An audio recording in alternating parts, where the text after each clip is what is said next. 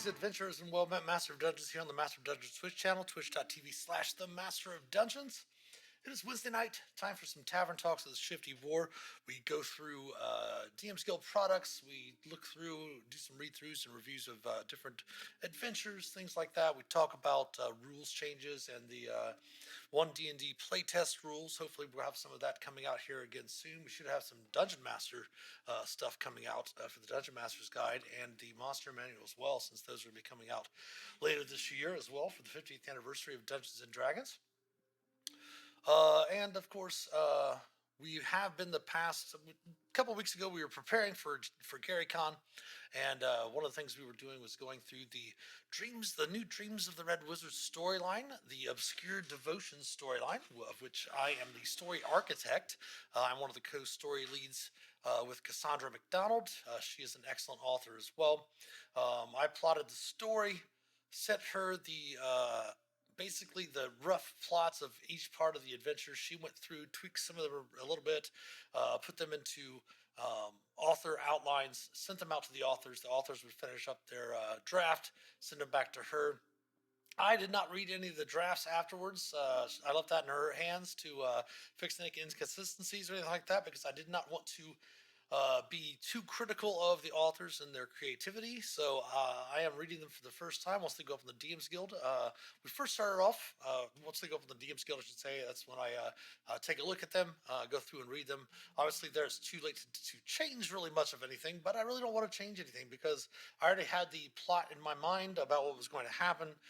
And it's really interesting to find out, to see, kind of like that game of telephone, to see what transpired, how it passed over to the author, how they used their creativity to create the adventure.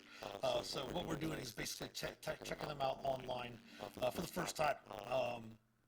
Two of them, I'm going to have a rough idea of what they're like. Well, actually, I should say four of them. Two of them I actually had read to run them at Winter Fantasy back in February, which was 07 and 08. I obviously know what happens in the third epic, as I helped Cassandra and I both wrote the third epic, and I know what happens in the ultimate adventure, the final adventure, the final tier 4 epic, because myself and Andrew Kesey wrote that adventure.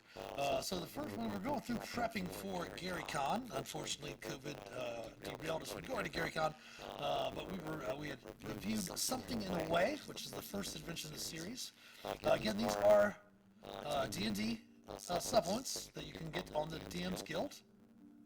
They are Adventurers League adventures, but you do not have to play Adventurers League to play them. If you want to run them as homebrew adventures as well, you can totally do so. Again, as we mentioned when we start talking about these different adventures, they do start at level 5 at tier 2. So the onboarding for these adventures, you can either play the DRW, what's called INT or Intro Adventures. There's 4 of those. That will get the characters up to 5th level to start with the very first one, which we've already reviewed, Something in the Way. Or you can play the Spelljammer Academy adventures, which are free on the D&D Beyond website. There are 4 adventures there that lead the characters through kind of an introduction to spelljamming and all of that, all that stuff, and that will get them up to 5th level, which can allow them to start the adventures here as well. You can play them all in order, from Something in the Way all the way through, including the epics, all the way to the end. Playing Battle at Fameout, your character will get from 5th level all the way to 20th level in this storyline. So we've already reviewed Something in the Way and read through that.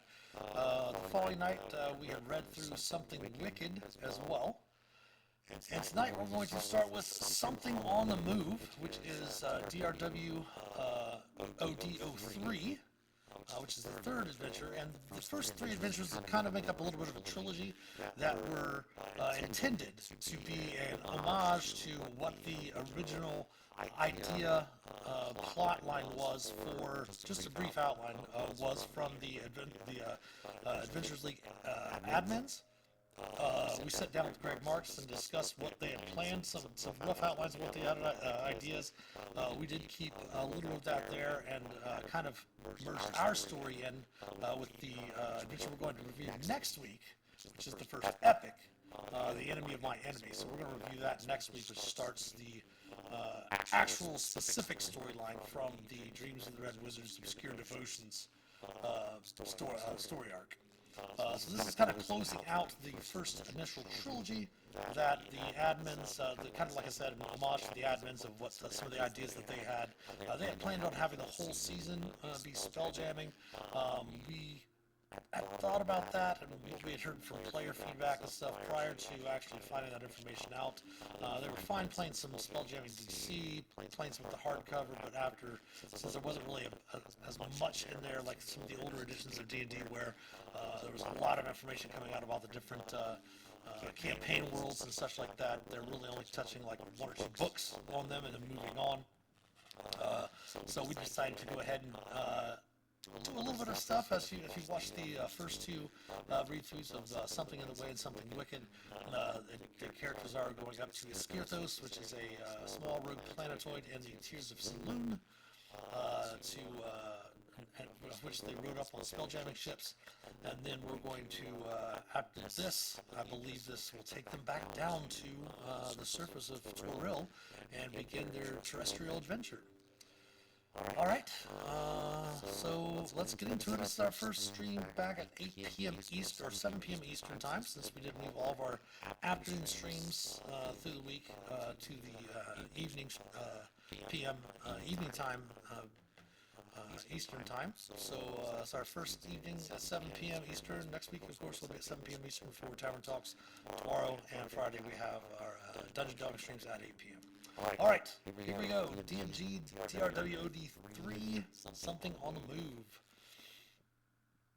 There was a little bit of a mess up. This is actually supposed to be Obscured Devotions Adventure storyline, but somewhere along the way, either our admins or people working on the editing or layouts messed the D, so it was supposed to be Obscured Devotions, but Obscured Devotions still works just fine. But at last we left off in Something Wicked. The characters had made their way through the necropolis that was Old Iskirthos to the center of the thing, with the gates to get into the area where they're looking for these Qualith Psi crystals. So the little snippet for this one, deep beneath the ruins of an ancient necropolis on an alien planetoid, intrepid adventurers closing on the Red Wizards. Can they navigate the dead-haunted sanctum of the necromancers of Old Iskirthos and find the Psi crystal before it falls into their foes' hands? Part 3 of the Obscure Devotions Adventure series. From the previous story arc, if you had followed the Eternal Ambitions story arc, basically there was some remnants of Abir. When Abir and Toril were Abir Toril before they were sundered. After the second sundering, parts of Abir remained behind. Up in the frozen north of Icewind Dale, there was an old settlement that was called Zorventroth that was ruled basically from that area of Dragonborn, basically, that practiced magic that delved into the far realms.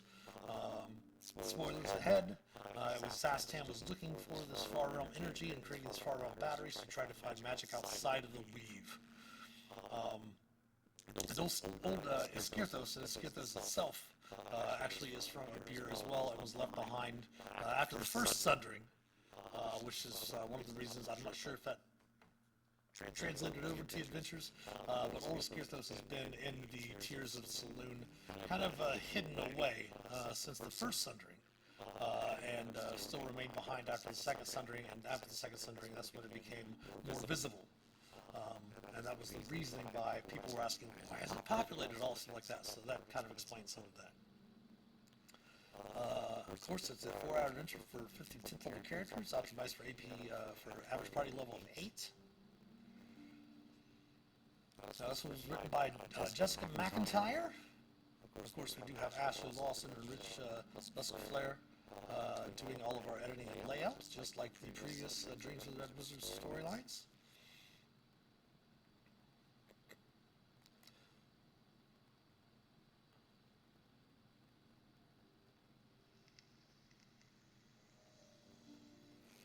Alright, Adventure Primer. What an Adventure Primer is, it basically gives the DM a quick 1 to 2 page synopsis of what's going to happen in the adventure, and gives them ideas of how to pull the characters into the adventure as well.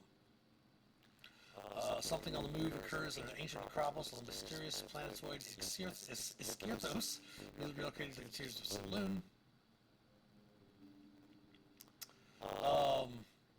The background, after discovering the new star in the sky is the rogue planetoid Iskirthos, the party embarked with the assistance of the Spelljammer Academy on a journey to explore this world. There, they discovered a teeming spaceport, Utopia Station, and learned of a red wizard's plot to take control of a flawless psi crystal hidden in the necropolis of old Iskirthos. With the assistance of Janvald Lanu, the characters traveled far from Utopia Station, and after confronting a great many hazards, tests, and twists, reached the gates of an ancient necropolis under old Iskirthos, where they encountered Thraxus, an undead draconic guardian of the inner sanctum. As the adventure begins, the parties are recovering from this encounter.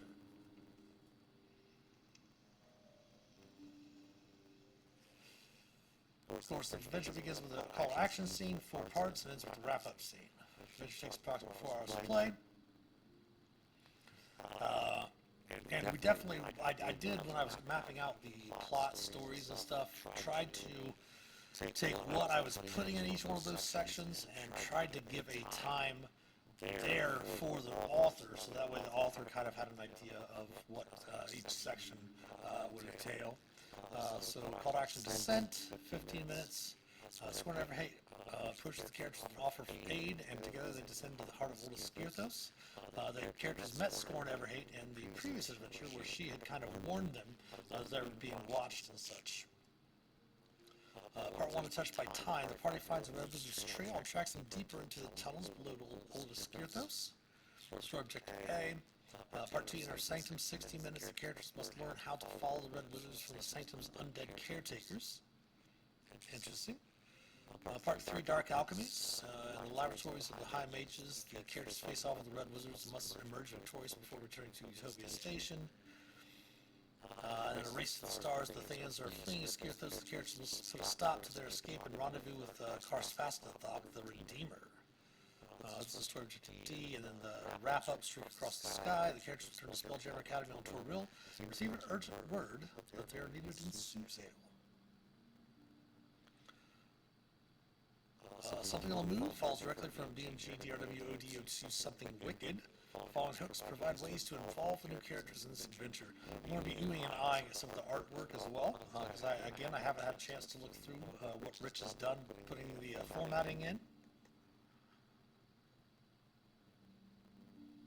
Looks like a job for a cleric. Clerics and characters who have anti-undead abilities possess a key skill set for navigating an alien necropolis. Or from another world, parts and performers seek artistic inspiration from mysterious ancient lore.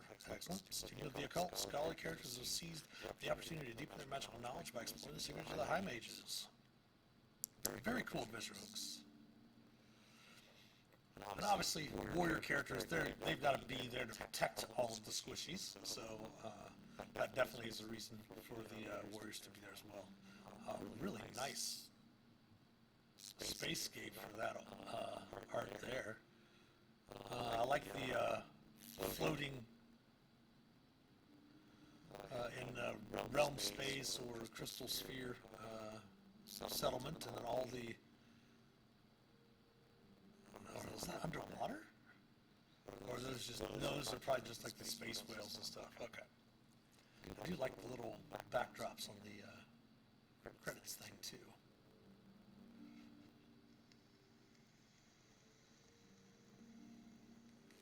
Alright, call to action descent. Outside the gates of the necropolis' inner sanctum, Scorn Never Hate approaches the characters and offers to join them in their descent deeper into the heart of the old Iskirthos. The gates of the High Mage's inner sanctum perch at the edge of a treacherous chasm hidden within the tunnels of under the old Iskirthos necropolis. The aftermath of the encounter with Euthraxus and Something Wicked has left new marks of destruction on shattered glass and metal wreckage that was already strewn outside the gates. An offer of aid. The adventure begins with Nain Graddock, or Nain, as the characters catch their breath after the battle. The Guardian of the Inner with the Guardian of the Inner Sanctum. The characters prepare to move on. Draw one emerges from shadows and greets the party. She introduces herself with scorn, ever hate, and informs the characters that their mutual acquaintance, Jan Vald Lanu, sent her to assist him in their quest. Scorn has indeed been sent by Jan to aid the party. And the messenger recovered the side crystal. Characters who succeed on a Wisdom Perception check DC 15 recognize Scorn as the drunk woman who warned them about the thugs back in Utopia Station. Otherwise, Scorn reveals this and candidly shares that she too is concerned about the Red Wizard's presence on Esquirtos. If asked for proof that Jan Vald sent her, Scorn produces a note that backs up her claim. Name Graddock confirms the handwriting is Jan Vald's.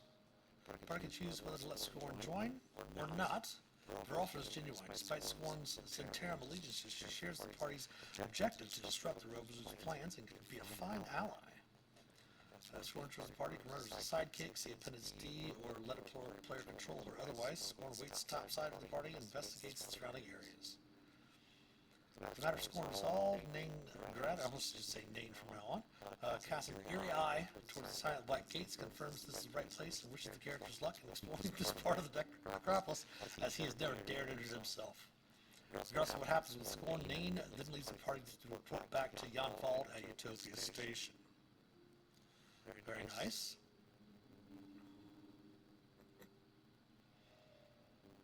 Oh, I really like that. Once the party's ready to pass through the ancient heavy gates, they rumble open as if by their own accord. Ooh. Beyond a spiral staircase leads deeper into the black earth of Old Esquirtos. Proceed to part 1. Now it goes through and gives you a description of Nain Graddock. Tells you a little about them. And then gives you a little bit of information about Scorn as well.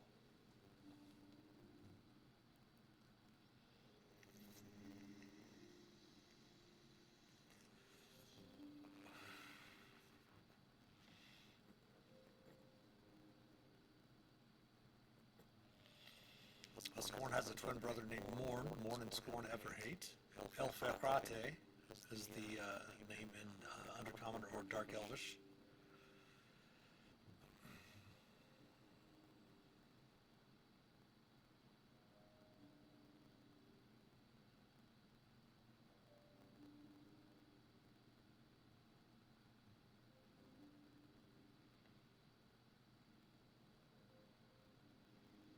Alright, so that was the call to action. It takes about 15 minutes to kind of role play through the whole situation, descriptions and such like that. Untouched by time? Question mark. Interesting. Characters explore the inner sanctum's reception area, confirm that the Red Wizards are still ahead of them, and find a way to follow the Wizard's trail.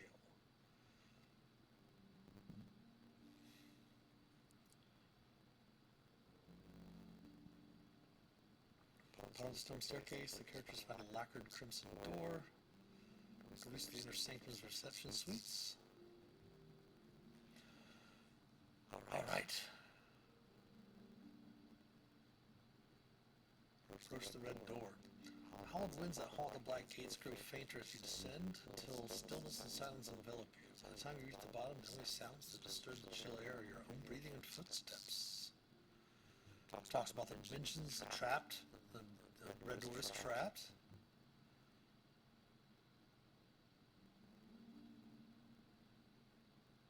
Crackle a small fire in the room beyond.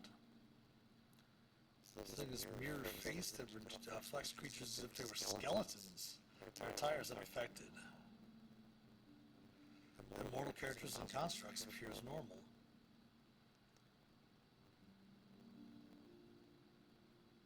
A pair of sword-wreathed warriors appear within 5 feet of the torches, ready to stop the characters by force.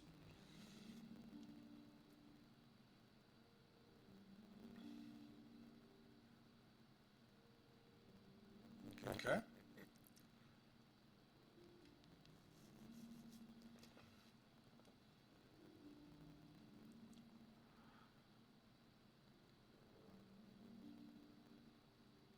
Live of warding.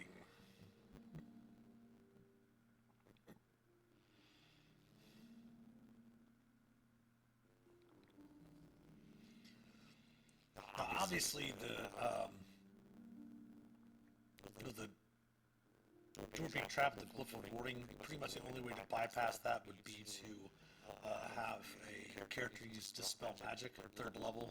Glyph of Warding is a 3rd level spell. Um, the only thing that I would prefer in, especially in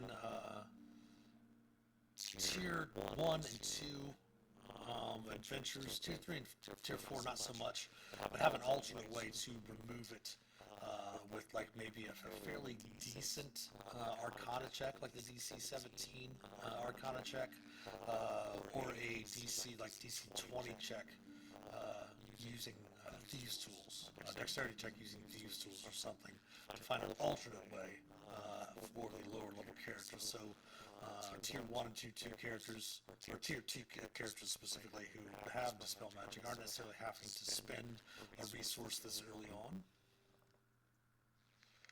It's still all good. It doesn't. It's still perfect. It's great.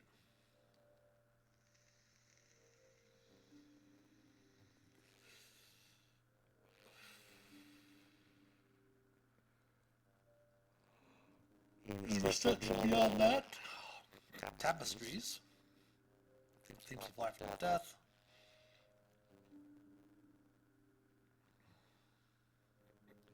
The theme being, of course, that Escirthos was where the wizards of Avir studied death and undeath, and the whole search for immortality, away from very different than the people from Zorantroth did. 12 chairs, dusty chairs.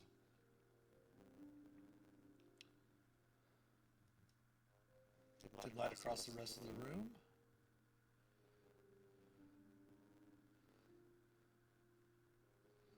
Seven unique sets of footprints. Nice.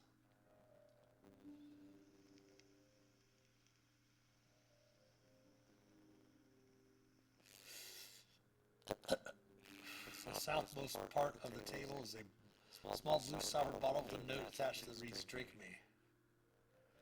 The bottle's open and black pudding pours itself out. Nice.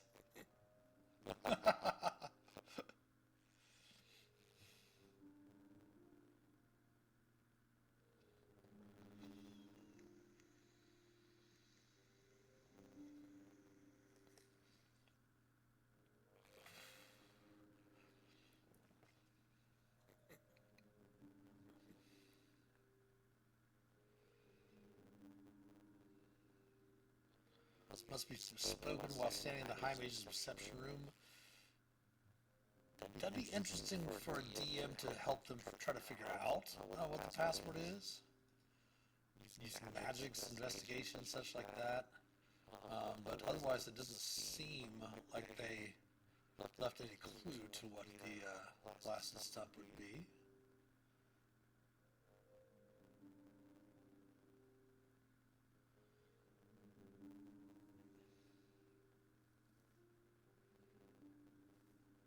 Also behind each of the tapestries is a different area, okay.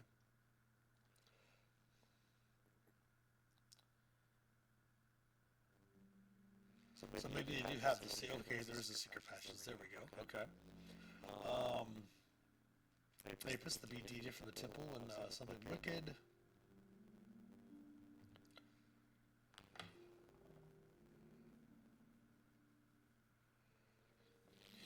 Rusty plumbing and odd cockroach. Nice. Divination tapestry, guest room.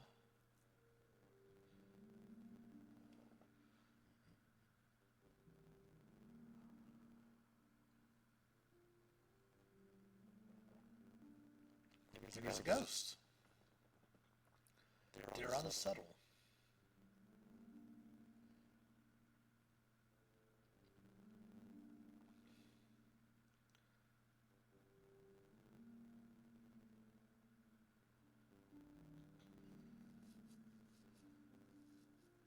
Okay, there we go. Filling the password for the secret passage, okay.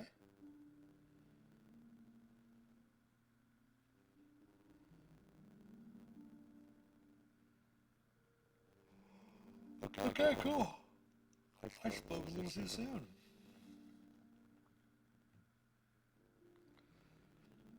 guest room.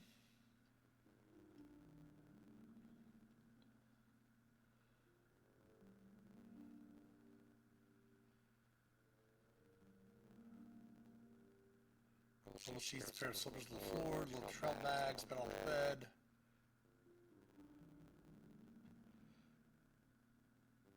Set of oldest Gearthos priest's investments, a silk pouch with a number of coins in it, little toothbrush and comb, small bound pulp romance book, and many notes about another spellcaster. At the bottom of the notes, the password for the secret passage blasted sum is circled.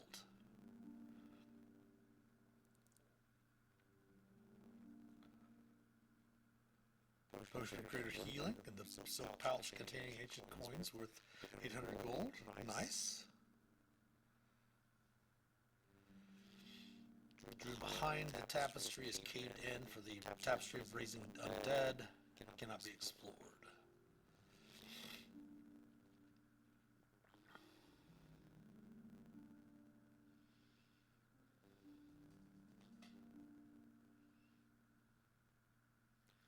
Six broken mirrors are set to the walls along the passageway. Shards of broken glass and inert remains of 6 monstrous undead formed of twisted flesh and bone. Church was destroyed in the last 24 hours.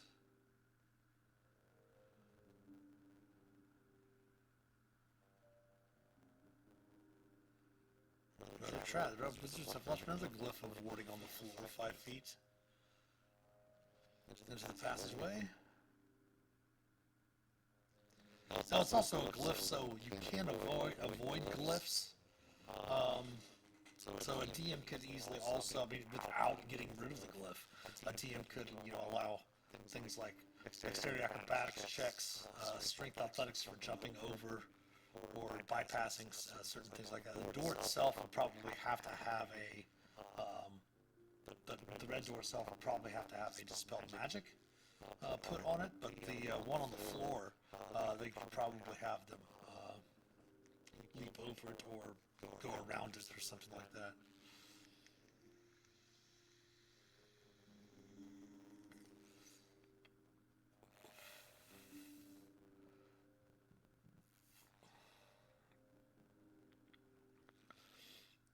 Alright, that was part 1. That was pretty cool. That should be a nice 45 minutes. Part 2, Inner Sanctum. Hey, Nerdy Sakura. You got your D&D character's name, your tiefling, I believe? Is that what we're talking about?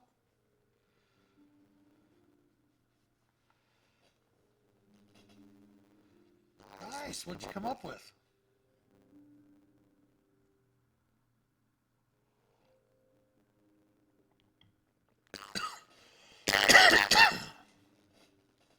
Naki Whispers. Mayako. Very cool. I'm unfortunately unable to read kanji. One of our followers here in the channel, Das Chalupa actually taught English over in Japan for like 6 or 7 years. He's fairly fluent with Japanese.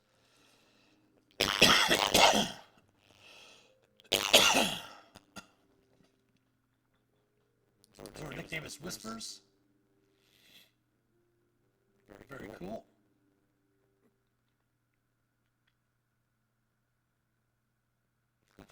Nice.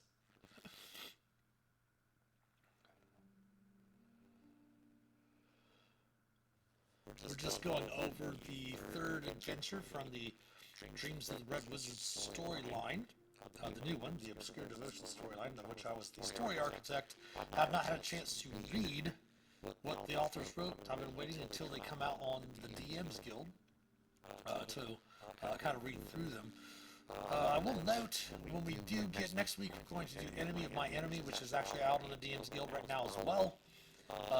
And the following week, which is April 17th, we're going to go through We're All in This Together. That one actually will release the following day, on Thursday, April 18th, is when We're All in This Together will release on the DM's Guild as well. This is the 4th normal adventure, that's non-epic adventure, I should say. We're going to do that in a couple weeks. But tonight we're doing something on the move into part 2.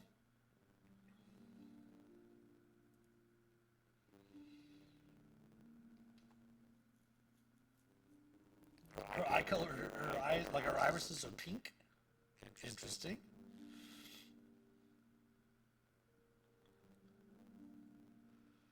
So they need to learn how to follow the Red Wizards from the Inner Sanctum's undead caretakers.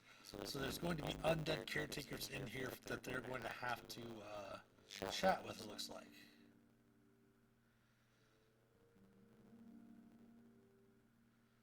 Part of the translation, characters obtain the Skirthos Common Dictionary, British edition, and the Something Wicked. They can read the oldest Skirthos inscriptions in the Sanctum without magical aid or the caretaker's intervention. Interesting.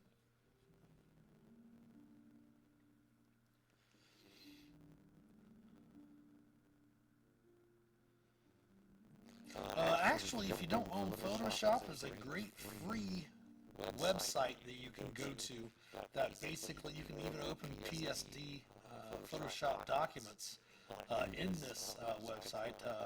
I think its name's Photopia, but a lot of people call it Photopea. If you go to Photopea, PHOTOPEA.com, you can edit things just as if you had Photoshop.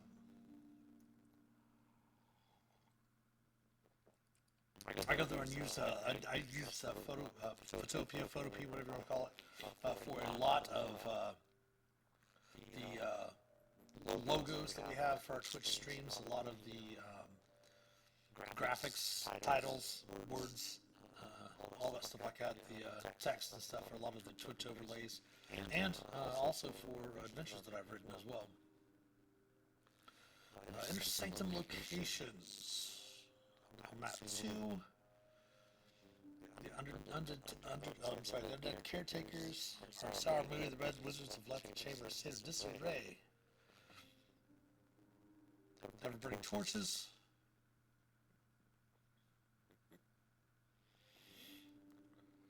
One of the things that I also like to do as well, instead of actually having ever burning torches in the thing, obviously you can say that the caretakers are not going to, like the DM can always say that they're not able to, take the torches out of the sconces or something like that. I always like to use like braziers or things where the ever-burning light is lit up, but it's not something the characters can take.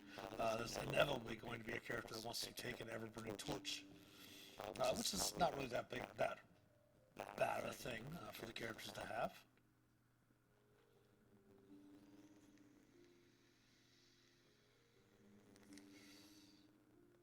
Outer ring is also wearing. Nice.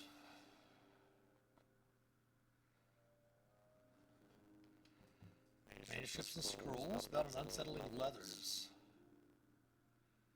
Spell scroll of Lehman's tiny hut.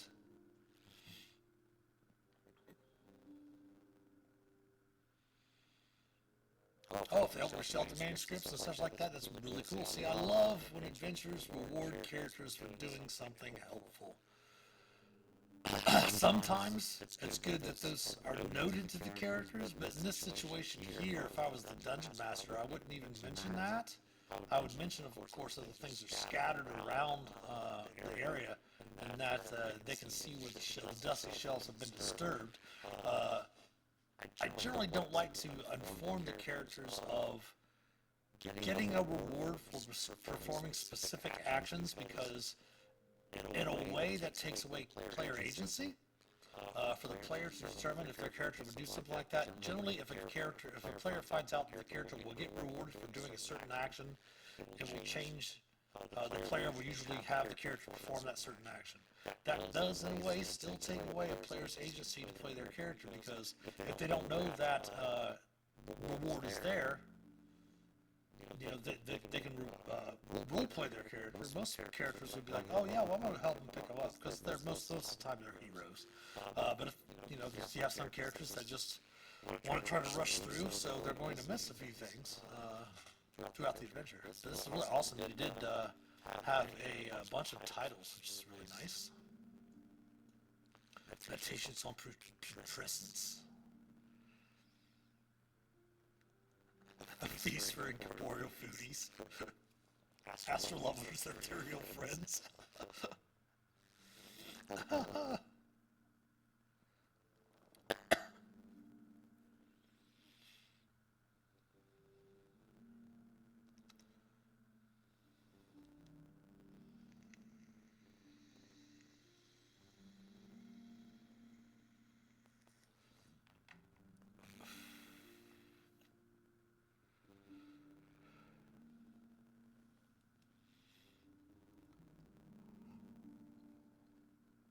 Six skeletons mutter an old Skirthos as they put the ossuary back in order. 9 shadows remain loosely hidden, watching expectantly. 3 Alps float serenely in the central area until the characters approach. Attackers speak to them. The head caretaker, meant for skeletons, stalks the central chamber, ensuring no further trouble occurs under her watchful, burning eyes. I love the use of the Alps. Alp was one of the main, was kind of the main villain in one of the first actual Adventures League adventures I wrote in the Ties That Bind that I did for GameholeCon. It was the first adventure, the first trilogy introducing their storyline when GameholeCon started working and doing their premier organizer stuff in the Border Kingdoms. That was really fun adventure to write too. About secrets and such, yeah.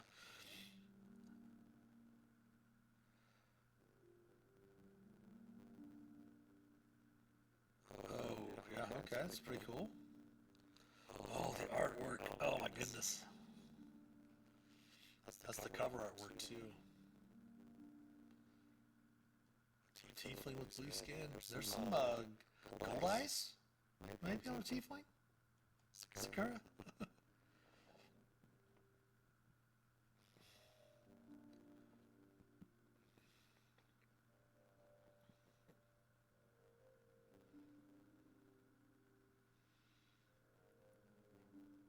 Oh, nice. Interim spy. One character mentions overhearing the web visitors speak about a drow Interim agent on their trail.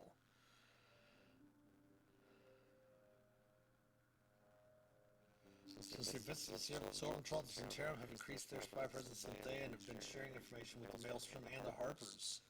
Interim spies found out about the Rogue Wizards' operations on Skirthos and Squirm sent to investigate. This is the party as a show of good faith. Return to the hero, okay?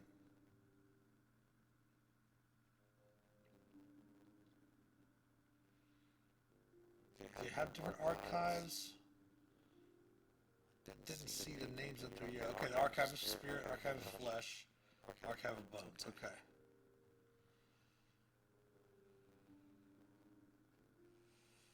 Treasures. Small scroll of Leave Tiny Hut waits to be reshelled in the Archives of Flesh. And then it suggests the pillars for the encounter. Combat, Exploration, Social.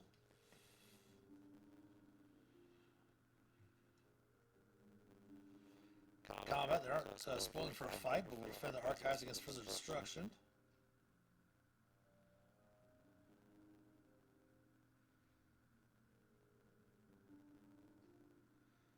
Just go through 3 rounds of combat.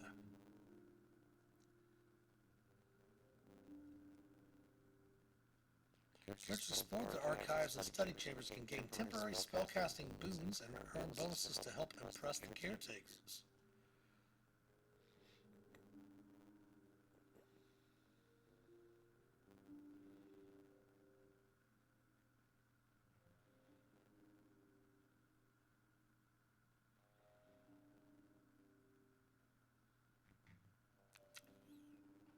Nice.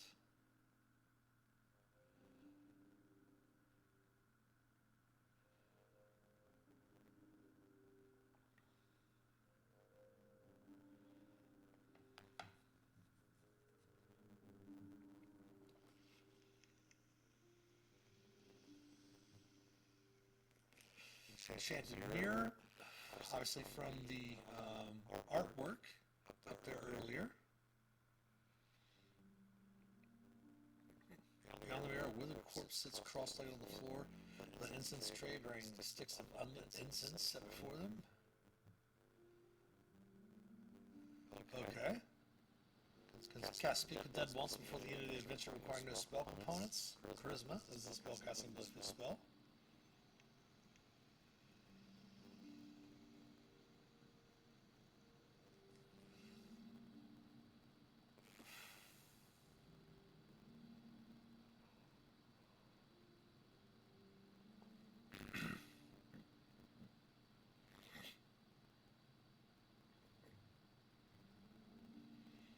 Now stuck around to die of fright.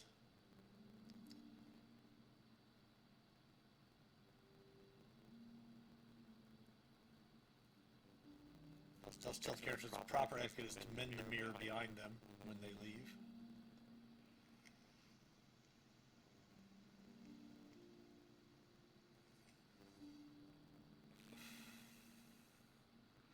Nice.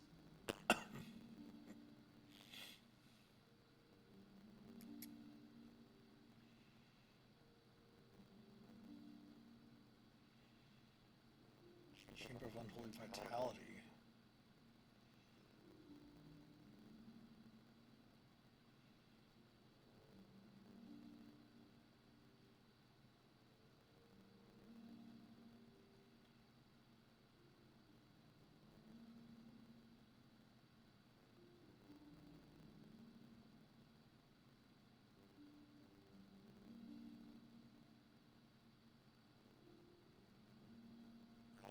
Chemical Compendium rests perfect. Oh, that's beautiful.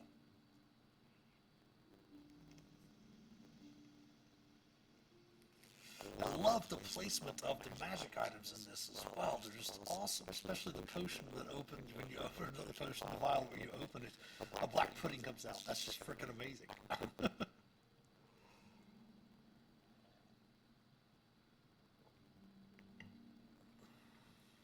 Ooh. Chamber of the Hidden Stars, effective entryways under the effects of a silent spell.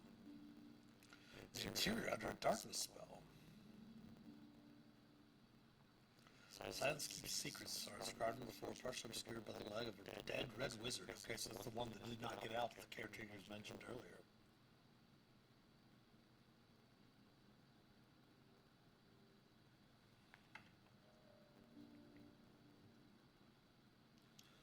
Undead eyeball encased in topaz.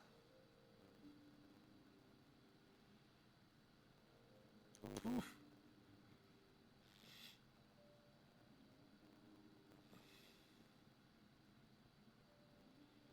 Receives a vision of a strange ancient magic that blends necromancy with an alien power source.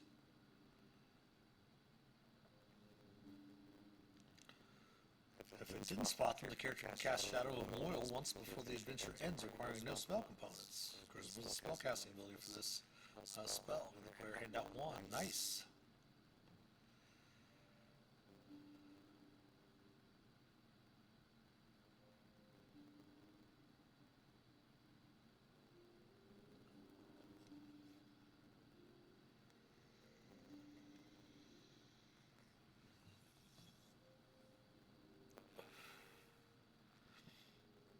Chamber of the Vile Bargain.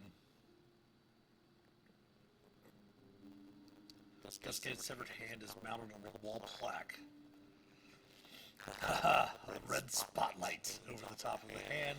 Characters shake hands with the withered hand must succeed. And you know some player is going to be up and go step up just to try to be funny and say, "Oh, shake its hand." Okay, well, give me a wisdom saving throw.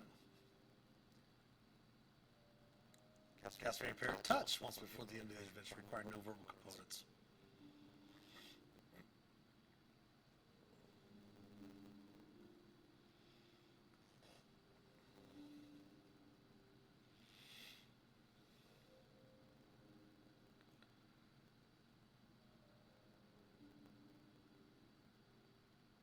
Dance with Death and we'll skew this.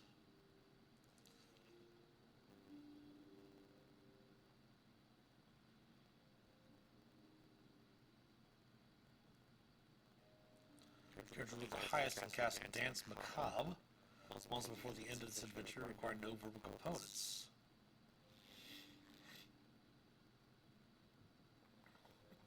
Sound dead characters reveal Area B1's hidden entrance to the alchemical laboratory. Proceed to Part 3. Very, very cool so far. I am very, very... This is one of the reasons why I did not want to read adventures prior to seeing them. Obviously letting Cassandra do her part, which she's done exceptionally. This whole journey we've taken on being the story leads for these adventures, and I'm just thrilled reading what Jessica's come up for this. This is amazing.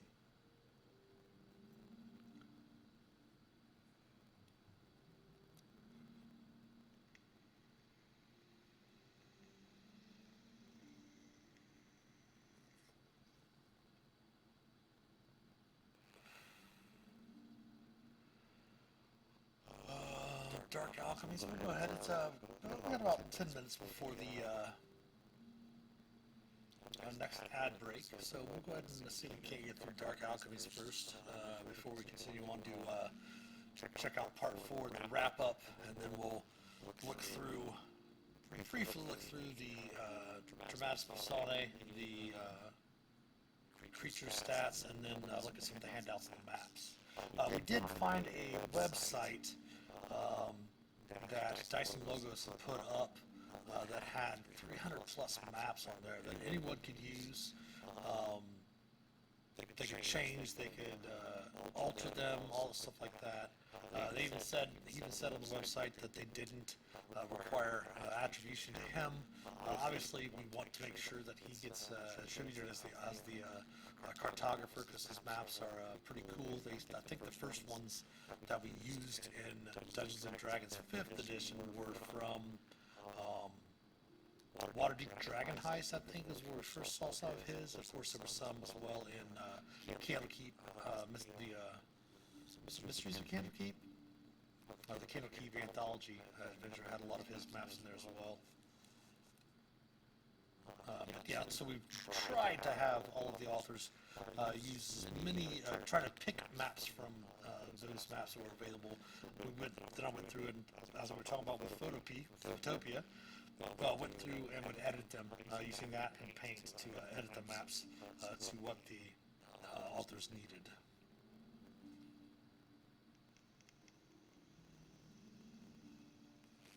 Face off with the Red Wizards in the laboratory of Inner Sanctum before returning to Utopia Station. Oh wow, that's a fetid subterranean lake, sorry. I get used to running these later streams. Long ago it was used for esoteric bioalchemical experiments. Ooh, some of which remain preserved here. The Red Wizards plan to use the experiments to waylay the characters. That is freaking awesome.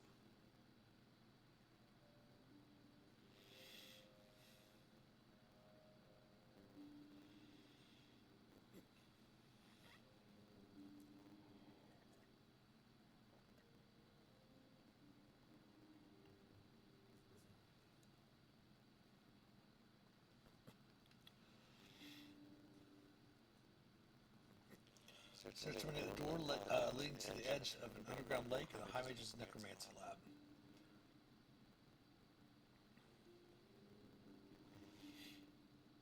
The door is locked to be picked, forced open. Strongboard's 3 foot deep, sharply dropping off to 100 feet deep, where the lake opens up in the underground cavern to the west. Pars's submerged path leads north from the stairwell to an iron door recessed in the wall.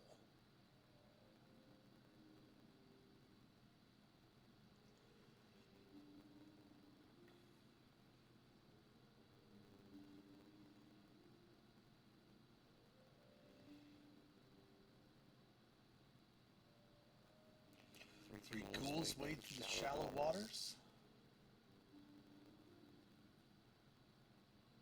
You shirt certainly can make her be heterochromia. You could ever have one pink iris and one like maybe a violet or purple colored iris.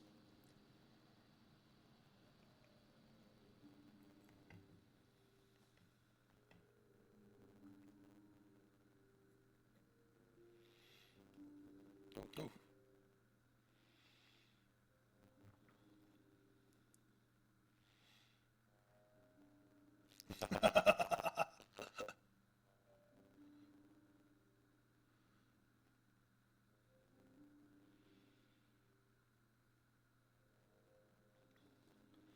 Purple ice became very, very popular after the introduction of DRW. Then now we have the Hall of Unholy Curiosities. You find yourself in a Hall of Unholy Curiosities. Grotesque leathery trinkets hang from the ceiling like bundles of herbs such as dry. Arcane sigils pulse brutally along the walls, and half-formed unliving creatures suspended in tanks of viscous goo line the room's perimeter. In the center of the laboratory, a large glowing purple crystal hovers silently a few feet above the floor.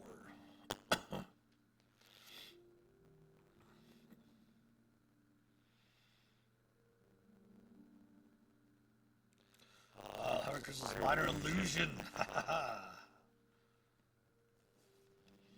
Has a horror aesthetic, but the character searches the room looking for things that will help them repair the teleportation circle. You find a page of repair notes among the other arcane distress.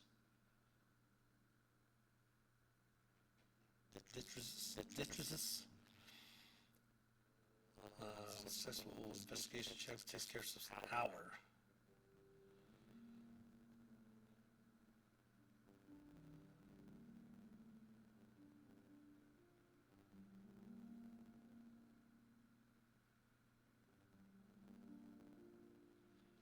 Okay.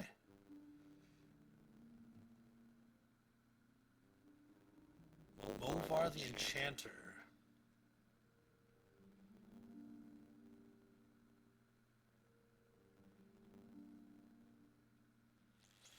Trio of wizards, two illusionist wizards, and an enchanter wizard lie in wait for the party. Once this combat begins, the wizards unleash a corpse flower, which they found in the laboratory and enchanted to be under control. And Boar the Enchanter carries a clockwork amulet. That's a great set for the clockwork amulet as well. I wanted to make sure that most of the adventures had something, whether it be a common magic, because I went through, you could always replace a consumable with a common magic item, so I always wanted to have for there to be a useful common magic item for characters that did not have a specific magic item for their characters, for their character class from the adventure. We tried to go through each one of the adventures and do something that could be used by a lot of characters, or if there were specific ones in a certain adventure, there'd be specific ones in other adventures. The final adventure, the Battle of Thamount, actually is three separate adventures. Three separate adventure paths that the players can take depending on their story awards, and each one of those paths give out different, pardon me, magic items and different boons, epic boons as well. Of course, even though it does have three different paths, you can only play the adventure once as a character because of because of it being the Adventurers League.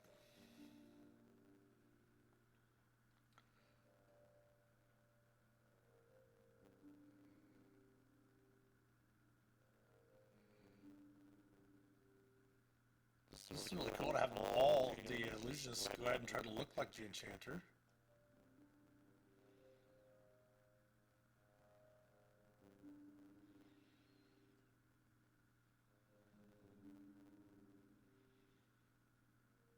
The second best.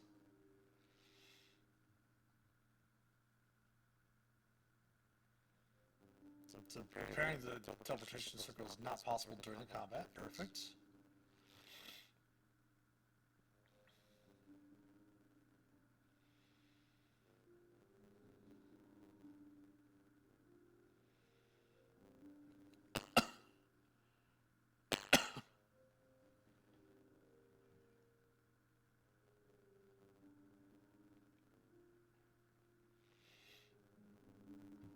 Okay, so it lets them know that they're already heading back with the Psy Crystal.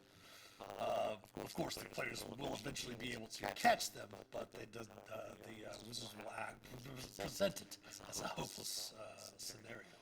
Betting on between one purple eye, one blue eye, one purple eye, one red eye, one purple, one gray.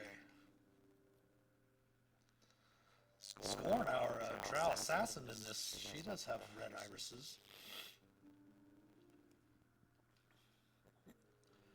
And we have the dissection room. We're going to stop here at the dissection room. We're almost, well, actually, we've got, well, we do have some ad break coming in here in about 30 minutes to 30 seconds, 30 seconds to a minute, I should say. So let's go ahead and take a small break. We'll come back here and finish up with the last two rooms in part 3 here, and then we'll go ahead and head over to part 4. So take a small break, stretch your legs, grab a beverage, use the restroom, grab some snacks, and we'll be back on the other side shortly, maybe a minute or two on the other side of the ad break.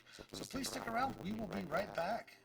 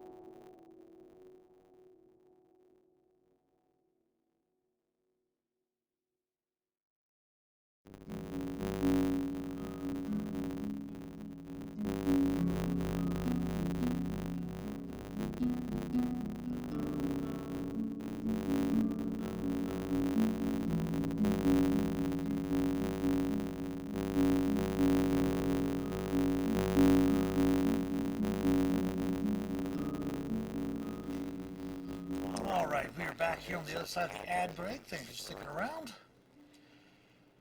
Going through DRW OD03 something on the move. So far the adventure is amazing. As I mentioned earlier, I was the story architect for the plot for the Obscure Devotion storyline, along with my co-story lead Cassandra McDonald. She wrote the first adventure, and then she and I also wrote the third epic. If you're not sure what an epic is, basically an epic is a multi-table adventure, which we're going to be going over one next week on Tavern Talks with Shifty Boar. We're going to be going over the enemy of my enemy, which is a tier 1 and tier 2 epic adventure. Basically what an epic is that it's a multi-table event where you can sit, sometimes you'll have like 10, 15, maybe even 20 tables. Everyone's playing the same adventure. There are interactive elements that will interact from table to table. There will be things where you can aid other tables with boons. Sometimes there might even be situations where you have shared spellcasting, where a player you can call for aid, and a player from another table can get up and come over using what characters' resources they have remaining for the adventure, and like cast healing spells or help with maybe casting a fireball on a table that may be low on magic or something, and then return back to their table as it represents kind of fighting on massive battlefields and such. But we're going to review our first epic from the Dreams of the Red Wizard's Obscure Devotion storyline, written by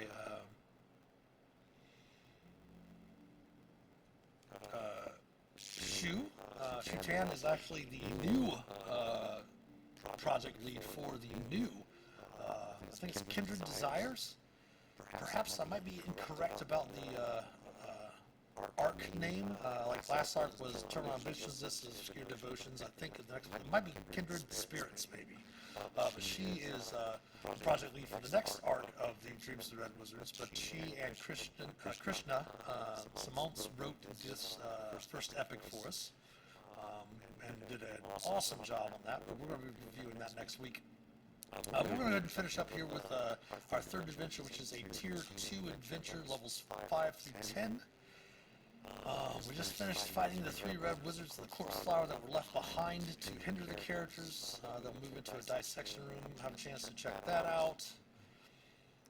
There's also another secret passage, binding agent that they need to, if they want to fix the teleportation circle. And the teleportation circle itself. The teleportation circle is linked to an abandoned tower in Utopia Station. The circle has been sabotaged, probably most likely by the Red Wizards.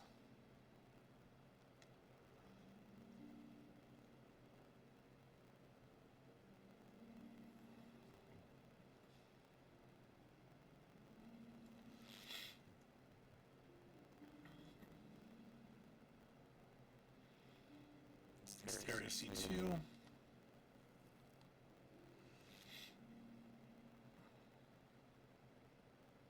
This party uses teleportation circle in area C4, where it takes the long road back to Utopia Station, proceed to part 4. The race to the stars. Characters will return to Utopia Station, arriving to a commotion at the Spelljammer port. The Red Wizards are in the middle of stealing a spelljamming vessel.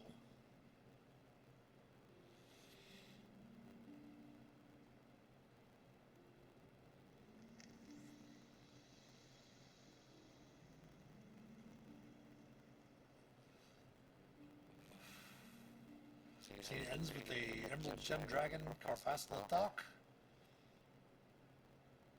The Redeemer. That is a character that was not named, but it was shown at the end, the very end of the Eternal Ambitions story of DRW 20, the Death Sass Tam. The Emerald Green Dragon appeared, but flew off, didn't really have anything to do with anything there. So I kind of created Carvasla Thok, the Redeemer, as a um, kind of almost an observer from Abir, knowing that these quality crystals, which aren't from Abir or from Toril, actually they're from the astral plane, um, might be too powerful, and they're just basically kind of observing if the heroes of Faerun and Toril are powerful enough to basically recover them and bring them all to Carvasnathog.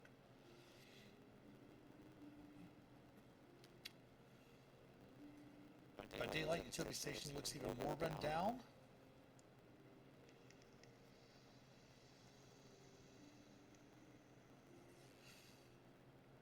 As en route to the party's location, it brings forth information about the Thane's goals. Okay, spells remember docks.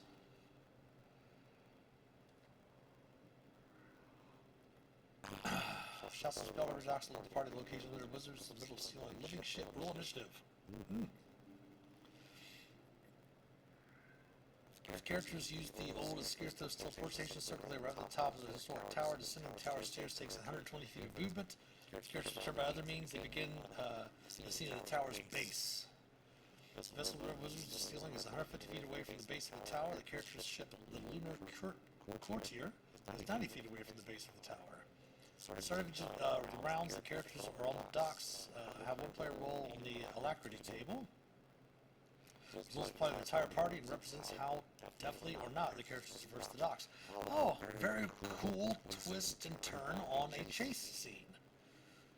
It's not a standard chase scene that you have from the DMG, which I believe it was after season 7. It just seemed, which would have been starting with season 7, DDL season 7, which was Tomb of Annihilation. There were chases in almost every other adventure. I like the idea. I'm not a fan of chase scenes at all. I'd rather have a chase scene being narrated than actually have to go through round by round for chase scenes. But I do like that the results apply to the entire party for this. I like the idea of having a chase scene, but kind of an alternate chase scene.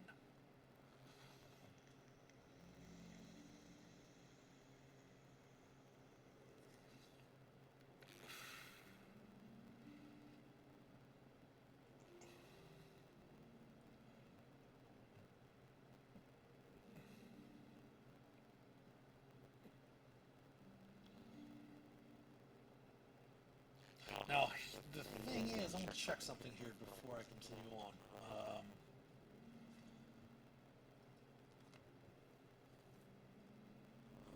Let's go to sources.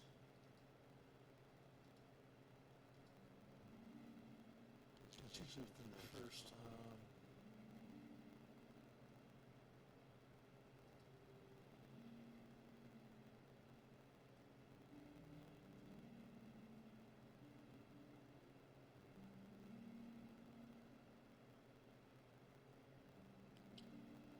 Even though it, see, this is where I would write in something.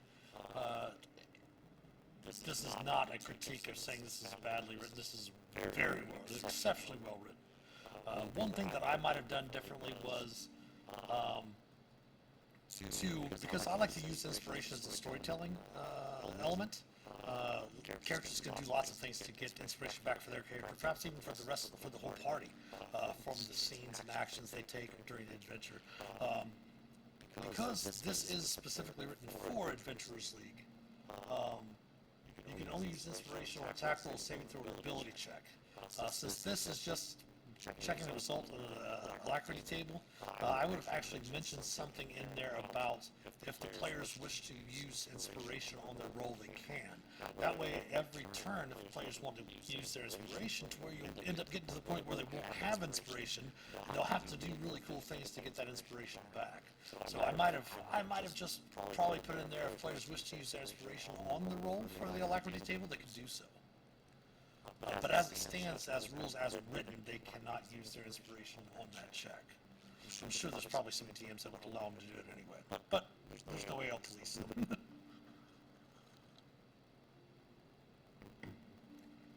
Ooh, once they get back to their ship, ooh, the Umber Hulks.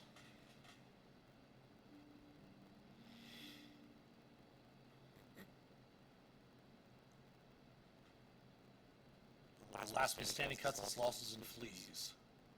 Or fights to death with the river courtiers taken off.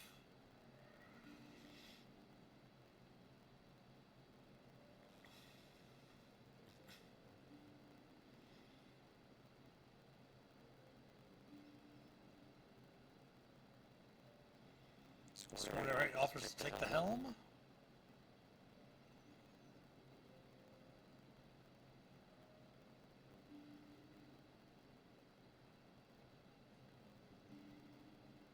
Three other wizards are aboard the stolen living vessel. The divided wizard piloted the ship. The transmuter wizard assaults anyone who tries to hinder their escape, and the apprentice wizard who takes orders from the other two. The red wizard's progress towards escape depends on how the party returns to Utopia Station. The party teleported to Utopia Station. The red wizard seized the helm, but only get airborne at the end of the second round. The party returned by other means. The red wizards are free of the docking station and hovering 40 feet in the air, ready to make a swift exit. So this was kind of the intention of this event. Oh my gosh, that's a beautiful picture. Beautiful artwork. The intention of this, because spell jamming ship-to-ship combat is very, very clunky in 5th edition. There is rules for ship-to-ship battle in Ghosts of Saltmarsh. And a team could, you could probably do ship-to-ship battle there, but the whole design was like broadside to boarding parties, where you want to bring the looter courtier up near the living vessel and kind of board the living vessel, so that there's kind of a ships kind of moored to each other, kind of like a pirate scene where they swing across to the other deck and such, was the intent of the encounter.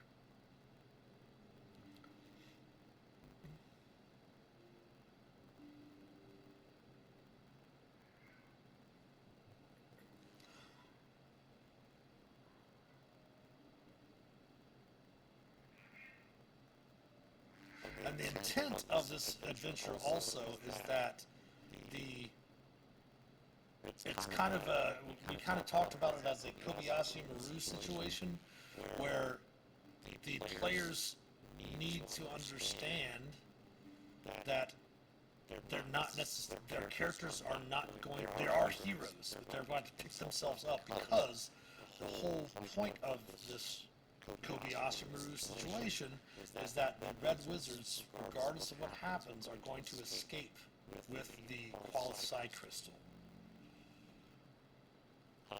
Because that plays a role in the epic, the next adventure, which is DRW ODO1, The Enemy of My Enemy.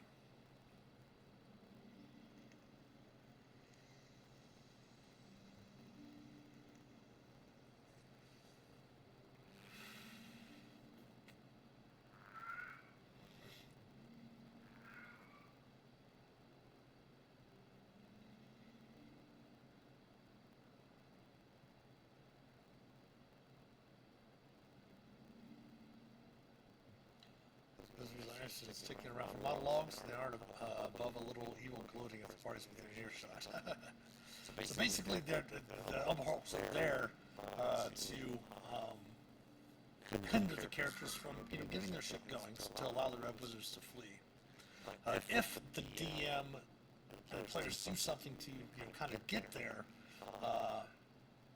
there should always be a situation where, like it says here, teleports back to tutorial and last ditch effort to complete that mission.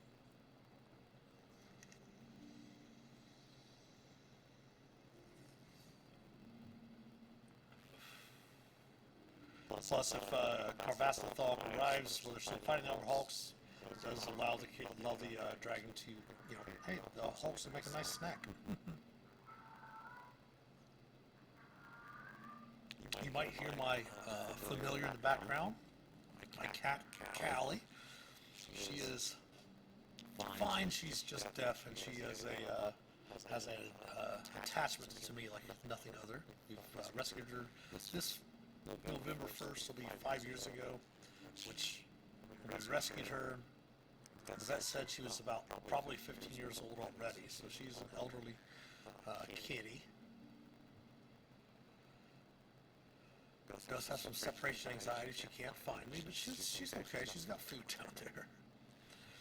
Carvassathok. Things go for the characters. Their own dragon arrives in time to save them from certain death. Otherwise, they rendezvous with the party once the dust settles.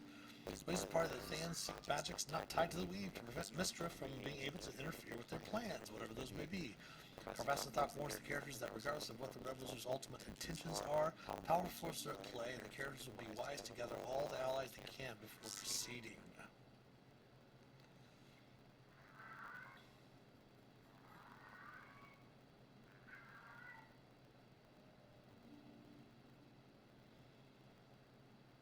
Now, this kind of the whole concept of respect is always given. Kind of comes from my philosophy, where respect is always given until it's lost, and trust is never given until it's earned. I'm not talking about the toxic masculinity, you better respect me type of thing. No, that's not respect. Respect. My grandfather always told me you have manners because you respect other people, not because you want them to respect you. But that's one of the reasons why respect is always given and put in there. All right, and then we have a wrap up. Streak across the sky. Back at the Spellchamber Academy, the characters report to Sereth. And releases a sitting stone to contact Mert upon hearing the news. Mert tells Sereth he may be connected to the information he's received, but there's no time to explain. The party must travel to Suzail immediately. Sereth wastes no time in rushing the party to the low steps of the academy, where a teleportation circle is prepared. Mage accompanies the group and performs a spell to activate the circle, but they are in too much of a hurry, and the characters experience the consequence of a rushed teleportation spell. They have a sense of being pulled in every direction before appearing at short distance from the shore in Suzail. So the shore simple enough. The only real loss is getting soaking wet and surely being none too pleased about the inconvenience, but the characters arrive just in time to witness the reason for all the a rush. A shape streaks across the sky and lands just east of Suzail. A meteorite has crashed down nearby, no doubt connected to the strange cosmic activity taking place around Toril.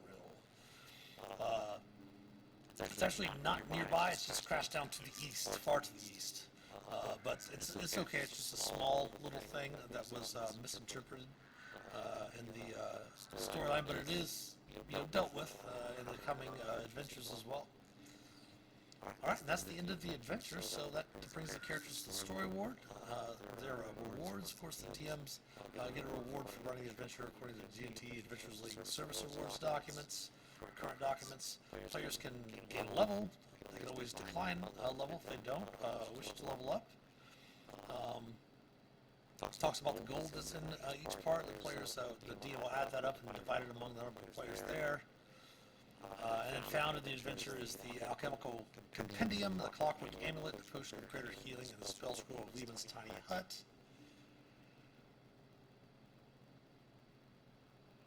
There's the spell.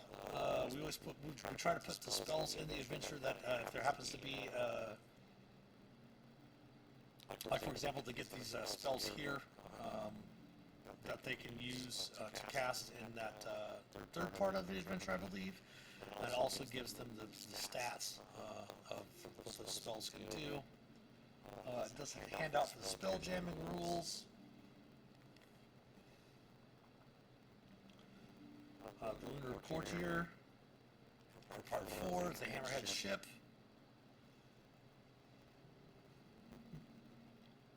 And then the characters' rewards during the wrap-up, the Alchemical Compendium. Spine of a small, okay, this is the flavors. The spine of a small mammalian creature is embedded in this book's binding, covering the set with a pair of tiny bead-like eyeballs that are perfectly preserved. The acrid odors cling to the stained heavy volume. The book's metal fittings are copper, iron, lead, silver, and gold, some frozen in transition from one metal to the other. Found the book contains the following spells: Enlarged Use, Featherfall, Flesh the Stone, Gaseous Form, Magic Weapon, and Polymorph. It functions as a spellbook for you. While you're holding the book, you can use it as spellcasting focus for your wizard's spells. The book has 3 charges. It contains 1d3 expended charges daily at dawn. You can use the charges in the following ways by holding it. Spend 1 minute studying the book. You can expend 1 charge to replace one of your prepared wizard spells with a different spell in the book. The new spell must be of the Transmutation School. As an action, you can touch a non-magic object that isn't being worn or carried and spend a number of charges to transfer the object to another object. For one charge, the object will be no larger than 1 foot on the side. You can spend additional charges to increase the maximum dimensions by 2 feet per charge. The new object must have a gold value equal to or less than the original. Clockwork Amulet basically allows you to forgo rolling at die 20 and act as if you rolled a 10, adding any bonuses to the roll. Alright. The maps to the Inner Sanctum, which is very, very nicely set up there. I love the background that Rich put on that. That is beautiful.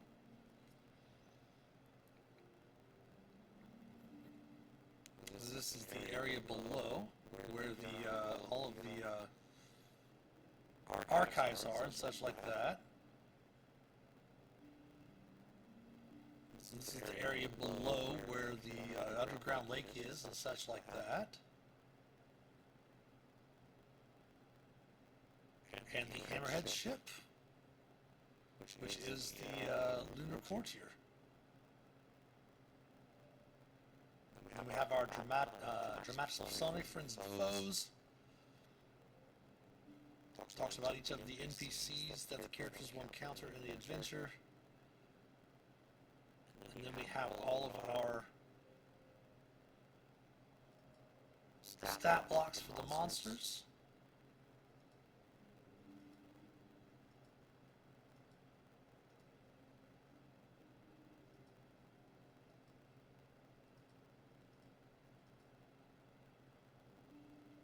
Scorn to Ever Hate here. Stats for her. Then we have the Stolen Spelljamming Vessel, the Living Ship, with all of its stats as well.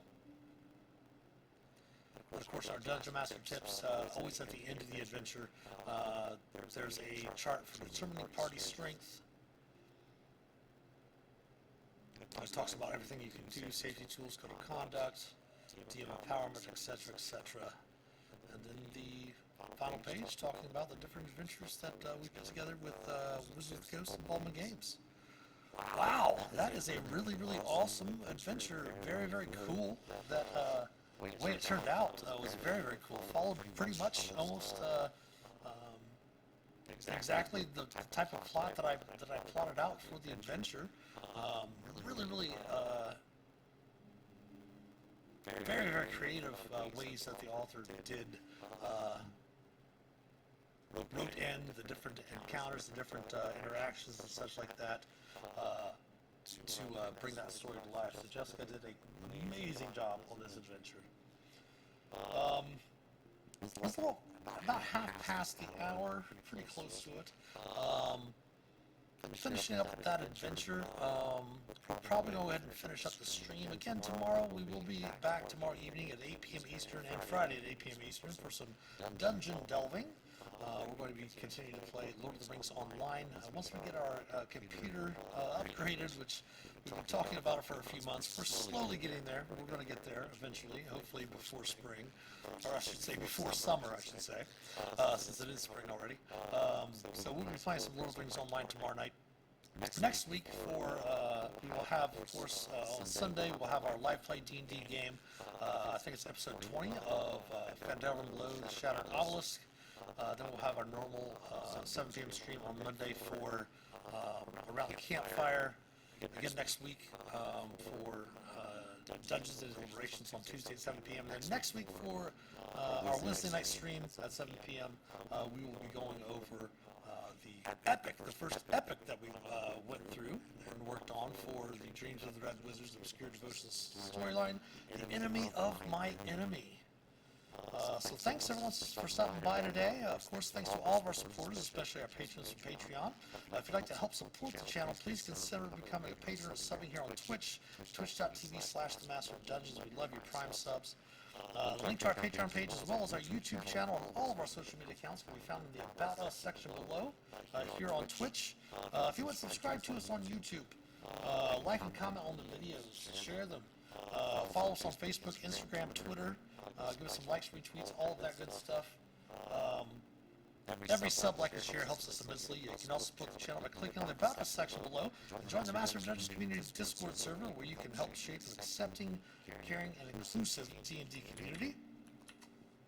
The merch store is also available. Anything you purchase from the merch store will definitely help support the channel.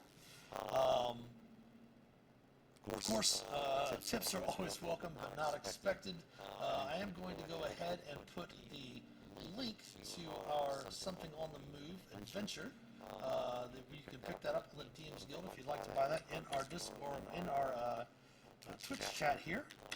So you can go check that out. That is up on the DM's Guild right now. Of course, thanks for watching. We will see you tomorrow at 8 p.m. Eastern Time for some dungeon delving. Have a great day tomorrow. Have a great rest of the evening and night. And hopefully we'll see you then. Take care. And as always, happy adventuring.